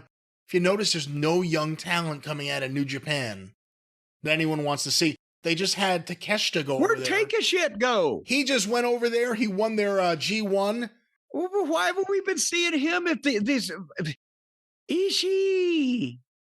A potato with arms and legs, just an immobile, funny-looking fuck. or Suzuki or this Tanahashi or the other Takahashi or all these people that look like they can't fucking breathe, much less wrestle. But they've got our boy Take, and they send him to Japan. Keep these motherfuckers and bring him back. Good. And Okada, they could make him the captain of the steamship to ship all these son of a bitches back home. Boring, overpaid, fucking lackadaisical, blasé son of a bitch. We'll see what happens. That was the first of the... It's now an AEW thing, the rolling segment. One thing rolls right into the next commercial break. Well, when they came back from the commercial break, by cracky, it was time for Tony Schiavone to bring out Edge and Christian Cage. And he brought out Edge, and the fans loved to sing over there. They sang his song even when they cut his song and they were still singing it. And then Christian Cage comes out and he starts to heal the crowd. And Edge shuts him up, and these people love us. But you are what you are, you're an asshole. So now the story is that Edge knows Christian is an asshole, but sometimes you need an asshole, and at least he's my asshole. And when Christian went to find himself, he found out that he was perfect and he doesn't need to change anything. At least it's different, Brian. You can't say this one's been done before. Any of this turn or the angles for the turn or the participants of the turn. So Edge and Christian aren't on the same page, but they are writing in the same book. And Edge promised him, and so he promises Edge that Edge is going to help him with Nick and Pip, and then he's going to help Edge with FTR. And he gives Edge his word and shakes his hand. He's going to be the best partner that Edge ever had. And the crowd pops when they shake hands because they want to see them back together. And then here comes, and now this whole goddamn convoluted deal that, again, you could buy. And we said we wouldn't mind seeing at one point a reunion of Edge and Christian against FTR. You're thinking that on this program and with this roster, that'd probably be one of the more attractive things you could see. And that's what they wanted too. That's what FTR and Cope have really wanted. But then you throw Nick Plain and the mother and Pip and all this other parsley into the thing, and now it's confusing. Well, now that they've done all that, when Pip and Mama Wayne come out, they're letting her speak now. Good Lord. She introduced a video on the screen of Nick on crutches reciting a memorized statement in a very menacing and threatening fashion. And basically, he broke his fucking foot. And they wouldn't be doing this if he really didn't have a broken foot. Because, no, I'm out of Forbidden Door. I'm out of this angle.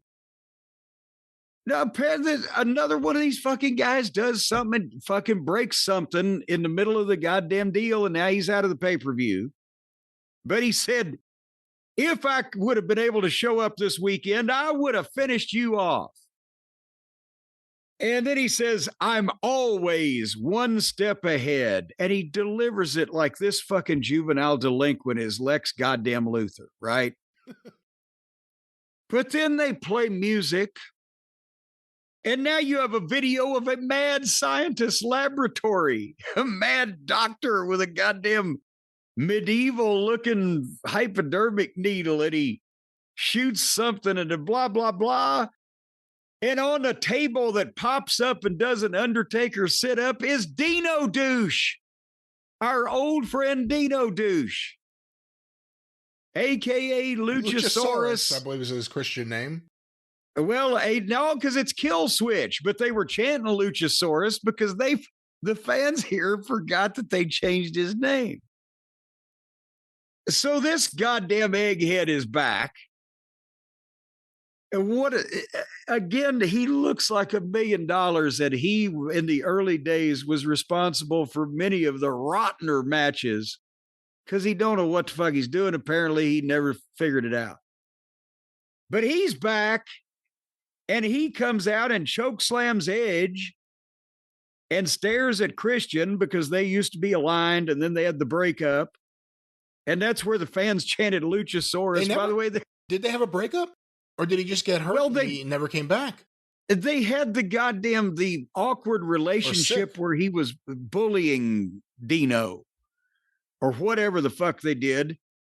But when you think about this, as here comes the guy, he hits the ring, he choke slams the only legitimate babyface involved in this whole deal, and the people are chanting his name.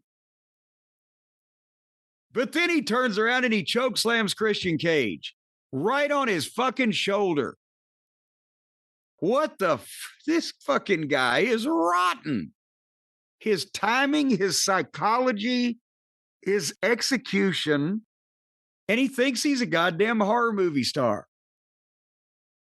I bet his time off has done nothing for the smoothness of his performance.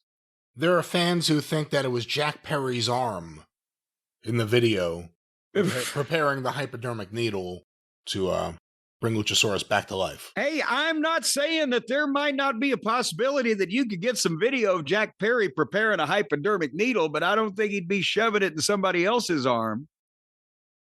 Well, again, we're not going to make any presumptions, or I don't know what you're alluding to there. We have not heard anything about that. Well, he's the guy that came out and set a motherfucker on fire. Wasn't he? Or was he the guy that got set on fire? Didn't he set somebody on fire too? And they're all on the marijuana pills, all these young people. Well, wait a minute. Where was the fire? Was there a fire incident? Who did it? And who was the perpetrator? Got set. That's right. He got set on fire. By who? I can't remember. Somebody with a flamethrower. Was it Darby? It sounds like something he'd do. Oh, maybe.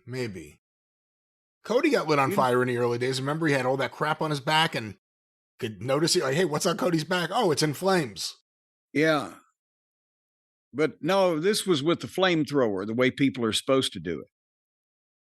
But and also here, that's something else. We actually make notes on this shit and go over this shit, and we can't remember who flamethrowered Jack Perry. So Nick Wayne's mom's going over to England and he stays home? Apparently. Well, mom's night out. She got somebody to watch the kids. She can go out there. Oh, boy. Merry old England. You know how England swings like a pendulum do. Well, I'm sure, Jim, after all that swinging, you may need a good night's rest. I swear to God, I was about to tell you how tired I was.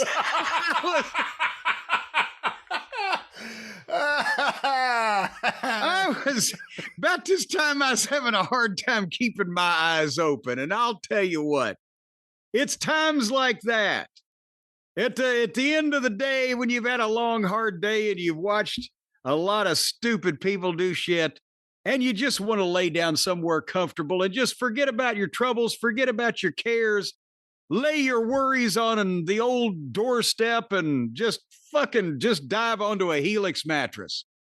And and you can, now they have mattresses from Helix with diving boards. If you want to get in your exercise at the same time, they've got the 8-foot and the 12-foot. You get up on that thing. And they don't. And you just come right off of that diving board into the Helix mattress where it's like landing in a cloud. Again, it goes poof. It's a poofy, nice idea, but it is not a realistic idea. Certainly not sold by Helix, but what they do sell, Jim, are great mattresses. Yes. We have them here at Last Manor. We are big fans of Helix. I know you have them over there. Yes. Helix Sleep. I have them here often. They come over for dinner sometimes. Every once in a while, I'll just stop by for a sandwich. But folks, if you've got any problems with sleeping, you sleep hot, you sleep cold, you sleep, you're achy, and you got a snoring, back pain, gonorrhea, no, I'm sorry. I don't have my glasses on. That's apnea. If you got sleep apnea, Because most of the time when people get gonorrhea, 80 or 90% of the time, they're awake. We're not talking gonorrhea. We're talking sleep apnea, but we're not really talking that. We're talking a good night's sleep. And what? Well, we're talking about something that can help with your sleep apnea. They have mattresses that address all kinds of specific sleep issues. And you can find one by going to helixsleep.com and taking the quiz and telling them how you like things, and they'll do things the way you like. Hey, guys, I'll tell you what. I know that you want somebody out there that will do things you like on a mattress, and Helix is that place you can go. And as a matter of fact, their phone operators have incredible voices, too. They will be left alone, except to help you order your mattress. And again, why use the phone when the website is right there? Helix Sleep, and of course, we have a promo code to let the listeners know. Well, that's right, because they had to give up the old 800 number, 1-800-LAY-ME. But right now, if you go to helixsleep.com. Not their number, but yes, go there. Well, no, they gave it up. Yeah, they were getting a lot of side business over there, though. But you can use your Apple Watch or your Ouija ring, Aura ring, or Aura ring. If you got one of those things that tracks your sleeping, you can use it and see the improvements. See? Again, let's focus on what we can definitely see and let alone feel. I tell you, I always had problems sleeping with my watch on because I toss and turn in the middle of the night, and every once in a while I'd slap myself right in the forehead with that big old watch. Boom, and I'd have a big circle on my head when I woke up. Folks, right now, Helix Sleep, they got the Labor Day sale going on. It's the best of the web offer, and we're the best of the web. And this is an exclusive offer for listeners of this fine program, the Jim Cornette Experience. Right now, you go to helixsleep.com/JCE, and you're going to get 27% off site-wide. Any of these amazing mattresses. And they got kids' mattresses, adults' mattresses, senior citizens' mattresses. They might even have something for your dog or cat to sleep on if you talk to them nice, and more than a quarter off. Not a quarter as in 25 cents, but a quarter as in a quarter of the percentage of the total cost of the item. Well, you're saving 27%. How can you do any better than that? It's a great time to get a new mattress. That's right. It's a great time to get a new mattress, or just get one now and keep it in the garage for when you need it, because you're going to save money. That's getting a new mattress. Yes. Well, you don't have to sleep on it right now. Well, you could just put it on the shelf and wait for later, because then it's just going to go up. You know how these things are. They just go up. helixsleep.com/JCE, 27% off. Labor Day sale. All right. Well, this remains your show.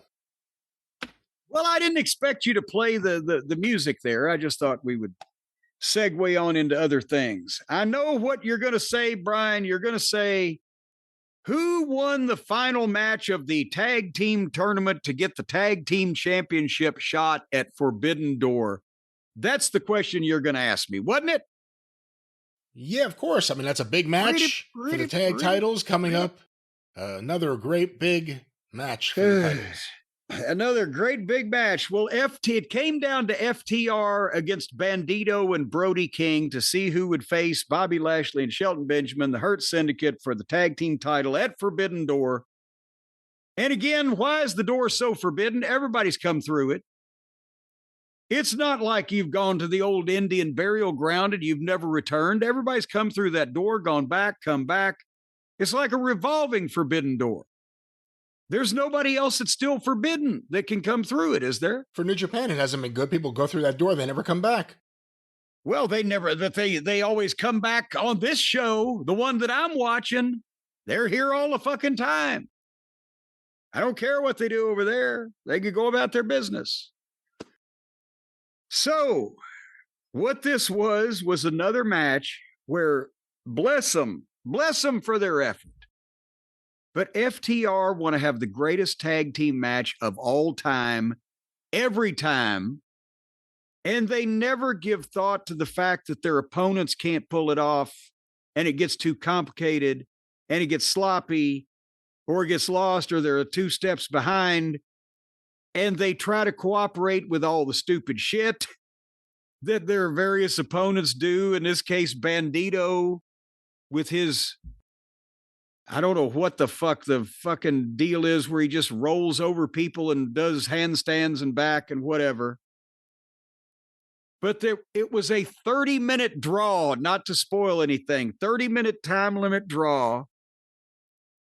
Brody King got color. He got juice because that's the thing that he does best. And Bandito did a lot of screwy shit because that's what he does best. And FTR can't set up a match to the level of their opponent and make them look good without trying to make them look so good that they end up making them look worse than they usually do. Does that make sense to you? It makes sense to me, but you're the biggest expert on tag team wrestling I know, so when you say it, it really matters.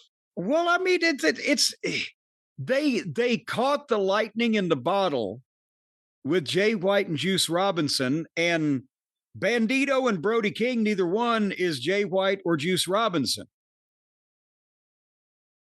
And Jay and Juice were an experienced tag team from Japan or whatever. They knew enough of each other that, yes, they pulled it off. But here with everybody, it's just excessive over and over and too complicated and too many swerves and false finishes and bells and whistles. And then they set up the 30-minute draw so that the very last move at the bell was Cash diving through a fucking table on the floor. Crash! Ding, ding, ding! What the fuck? It used to be, oh my God, the team that we wanted to win almost won in the small package, but the bell rang. Now it's just, oh, we got one more piece of furniture in before we had to quit. And then within 30 seconds, Tony Khan had sent word to the girl ring announcer, Lois Lane, whatever her name is, that now both teams will face the Hurt Syndicate in a 3-way at the pay-per-view. Well, at least they came up with a novel way to settle this. And they sent Bobby Lashley and Shelton Benjamin out with music to stare at these people. So now we got 3-way. Another, last month, the tag title match was a 3-way. Why don't they just book a handicap match with 4 of their regular guys against Lashley and Benjamin? Then it would be even and it'd still be a regular match. They just want to get the belts off Lashley and Benjamin, and Lashley and Benjamin are probably saying, how are we going to do that? And their best way is, how about we pin someone else? Yeah. These guys come in, they get over, they get the fans interested, they have professional matches for once on this program. And Tony was completely unable to get any tag team over to face them for the belts that anybody thought could legitimately give them an issue, and was expecting them to work with these fucking underneath children that they obviously was like, what the fuck? We got over. We did our job. Why do you want us to try to get these fucking clowns over that aren't ready for this shit? Remember, he thought it was a good idea, Tony did, to put him against Knight and Spitball. The fuck, it just accentuated how weak Knight and Spitball were. So I'm gobsmacked they dropped the ball on them, the Hurt Syndicate. I'm gobsmacked they cut the deal off with MJF and dropped that whole thing because they obviously didn't know where the fuck it was going.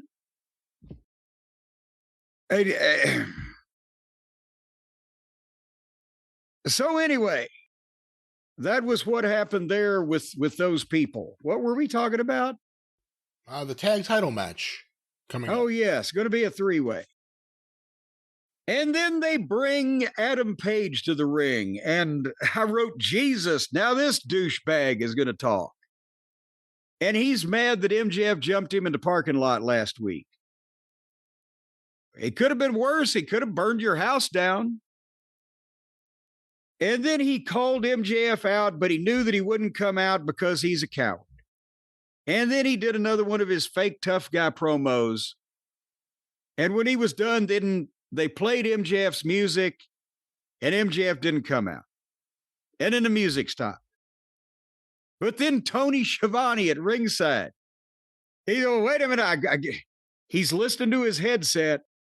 There's a message. MJF has got a cameraman in the back, and he's got a message for you. And if you leave the ring before he finishes his message, something bad will happen. Yeah, we'll have to watch the rest of this segment. You know the best thing about this segment, Brian? Did you notice the best thing about the segment? No.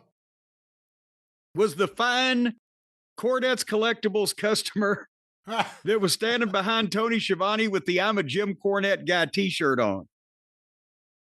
And he didn't move. He didn't move a muscle, and they couldn't apparently figure out a way to shoot Tony any other way. But then MJF comes up on the screen, and remember I've said it before, you can never praise anybody, Brian, or recognize anybody's talent, or say that they might have something special that they don't eventually do something to disappoint you and just make you think, why the fuck did I ever goddamn say anything good about that?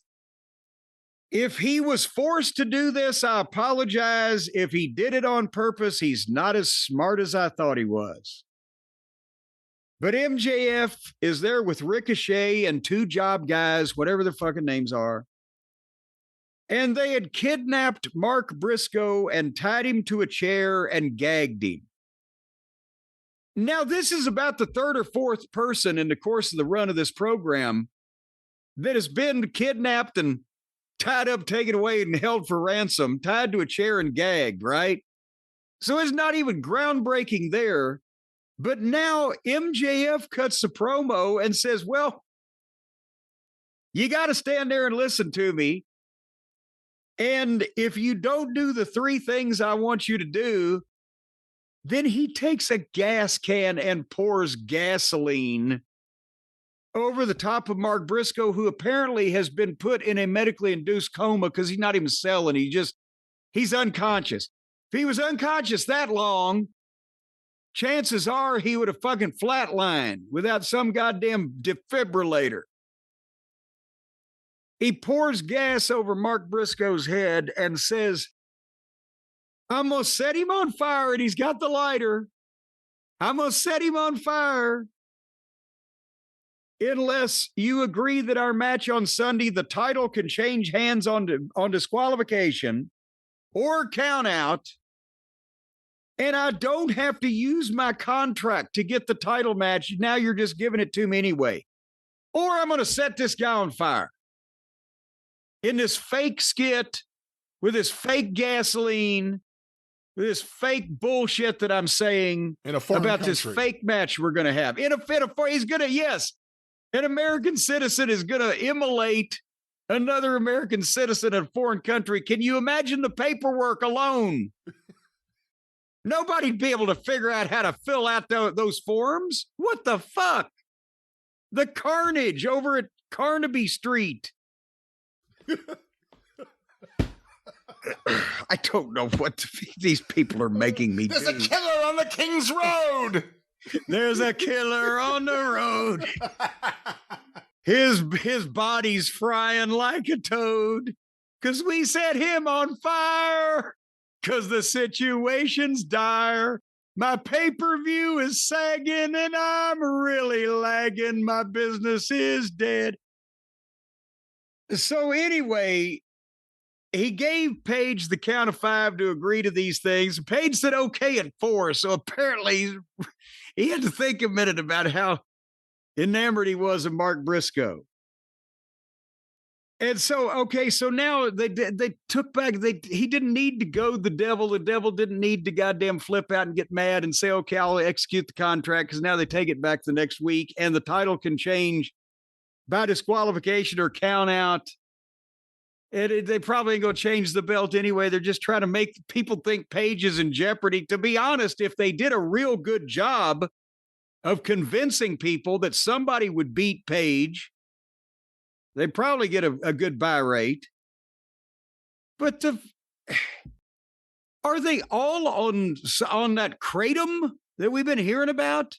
that they think this is good television. Who is this for? Like I said, it wasn't scary if you were going for a cool, violent Reservoir Dogs vibe. Like they could have cut his ear off.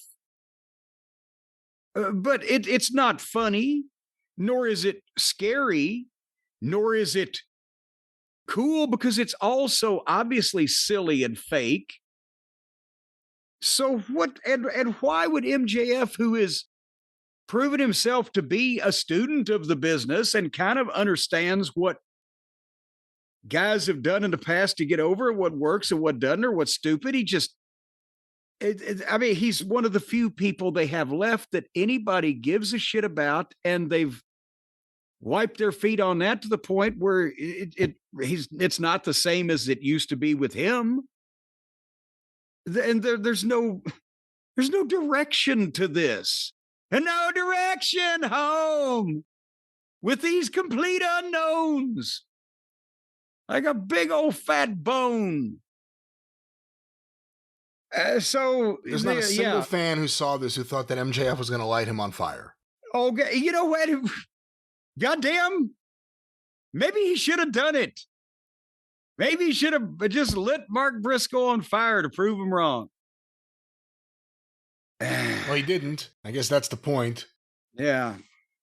Well, I've not been crazy about the MJF Adam Page build. Where Adam Page suckered MJF into making bad decisions by attacking his feelings. And then MJF threatened to burn someone, seemingly to death, I would assume. I don't know what you hope for when you light someone on fire. Well, yeah, no. If you'd only wanted to hurt him, you would like poured a little gas in his lap or on his feet or something. But no, he went over the head straight down. Is this a problem going forward where because he lit Swerve's childhood house on fire, now like whenever you want to do something with him, it has to involve fire? Well, at least they're telling long-term storytelling here. See, it's always connected. But it's just, again, this is, the WWE doesn't need to fuck with them. They're doing a good enough job on their own. Why would you, again, I ask, what audience is this silly, stupid, fake shit for? Just to laugh at them? Yeah, people got enough problems. They don't need to tune in a television program just to laugh at how amateurish and bad it is. I assume they could find some comedies that would make them laugh in a more productive fashion. Who is this supposed to get excited? How exciting was this when you're laughing like, look at these dumb fucks with their fake fucking gasoline? And they're in a war it's hopeless. They can't possibly win it, but they refuse to even put up a good fight and just be serious. It's just, we're going to take this fucking guy for his money and just do the shit that we like to do that's fun. And look at this. How about we set him on fire? Act like we're going to. What about a baseball bat with spikes in it? That'd be fucking hilarious.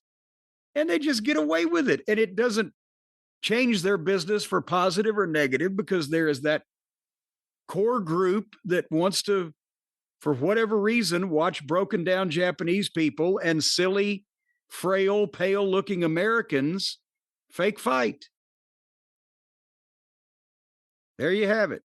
By the way, there's about another half an hour left in the show, but I really don't know what they might have done that would top threatening to fucking set the guy on fire. So I bowed out at this point. I'd about had enough. I figured I got the flavor of the thing. Did I miss anything? Well, we'll discuss that, I guess, with the ratings momentarily, but they had a big women's match. So I didn't miss anything. Which more than likely we weren't going to watch or evaluate, so I don't know if you missed much, but that was AEW Dynamite. Jim, let's get to the ratings.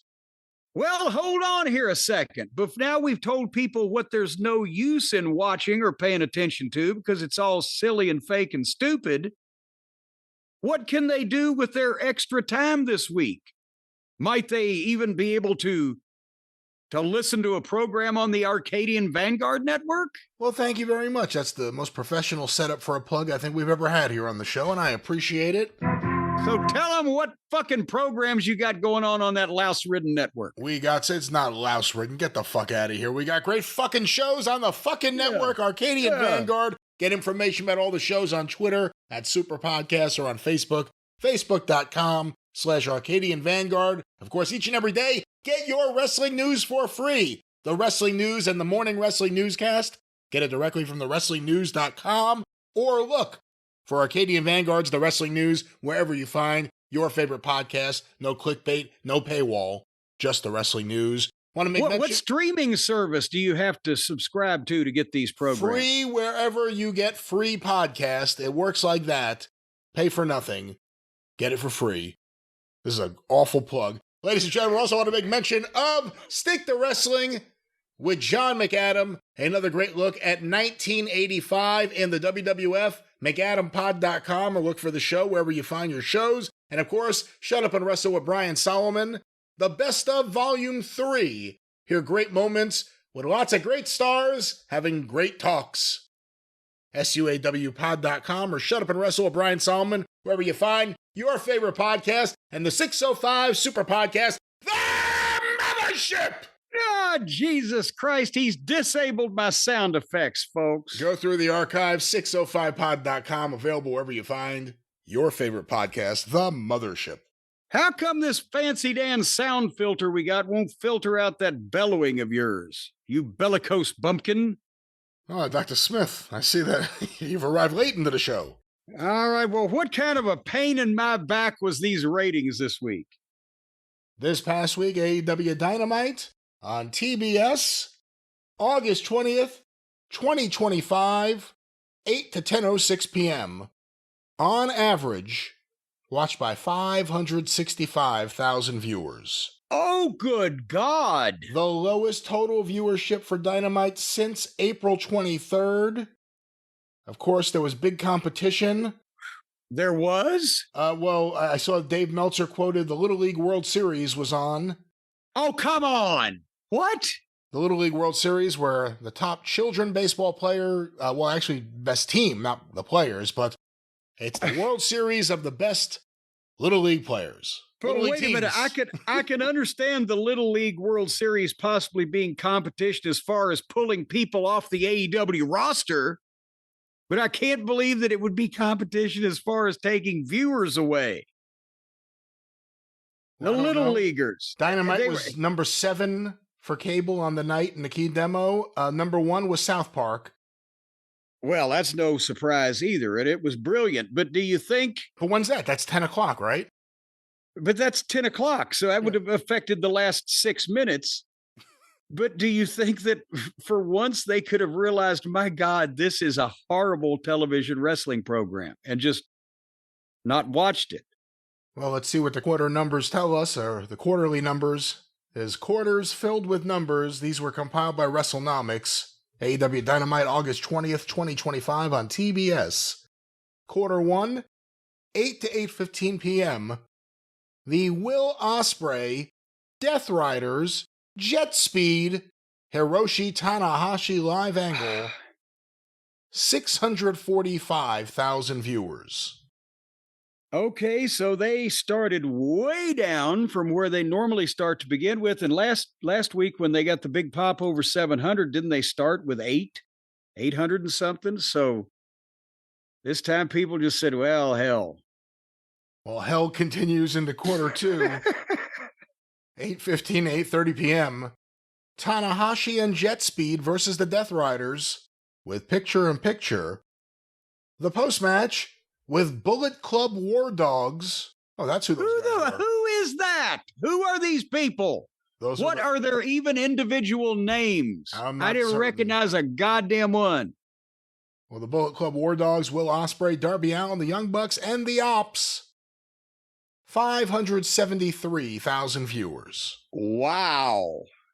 So that was slim pickings to begin with, and then they lost another 72,000 people. They have to stay fairly consistent from this point to even make their average. Well, we go to quarter 3, 8:30 to 8:45 p.m. An ad break. The Adam Copeland Christian Cage Matriarchy Live Angle. 566,000 viewers. Oh, good. Edge and Christian reunite as a tag team and lose 7,000 viewers. You can have the greatest talent in the world, and if they go out and they're in the middle of a shit show, you can't overcome that. Well, we go to quarter 4, 8:45 to 9 p.m. Mark Briscoe's backstage promo, an ad break, Ricochet, the Gates of Agony, and MJF's backstage angle, and the start of FTR versus Brodito. 547,000 viewers. And there goes another 19,000. And again, they got to get some back to make their average almost, don't they? Well, let's see what happens here. Quarter 5, the big 9 o'clock hour, 9 to 9:15 p.m.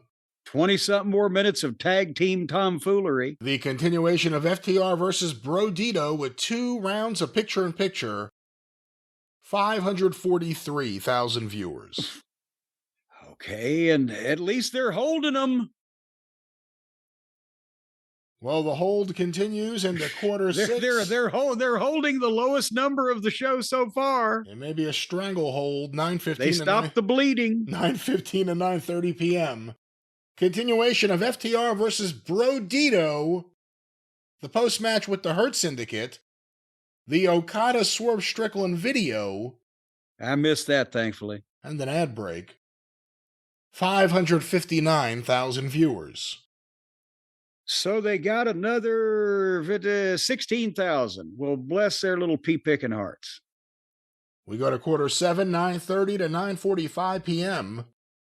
The Adam Page, MJF, Ricochet, Gates of Agony live angle, a.k.a. the attempted murder of Mark Briscoe. An ad break. And then the Page, Ricochet, Gates of Agony backstage angle. 529,000 viewers. Ooh, and that's where they said, all right, this is ridiculous. And we lost 30,000 and we're only down 116,000 from the start because they started in the toilet already. And we'll talk about the key demo number in a moment, but here is quarter 8, 9:45 to 10 p.m. A reminder, 6-minute overrun. Athena and Mercedes Moné versus Alex Windsor and Tony Storm with picture-in-picture. 556,000 viewers. They got some back. 6-minute overrun, continuation of that match, and the post-match with Persephone, who we previously pronounced as Persephone, and everyone got mad. 560,000 viewers. The key demo number, quarter 1 was 229, and then it was 204, 218, 214, 202, 200, 203, 211, 205. So that is, you'd almost think that's their base cable audience, because that's about as low as that's steady across the board and low. Well, taking away the first quarter again, because that's never indicative of what the program's going to do. Every quarter from there on out was between 573 and 529. So that's a 44,000 person, 573, 566, 547, 543, 559, 529, 556, and 560.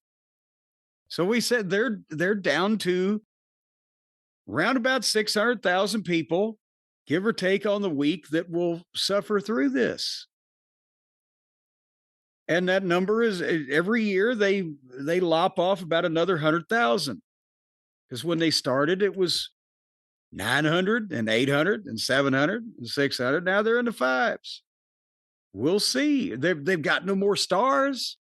They got nobody they can bring in. There are no dream matches.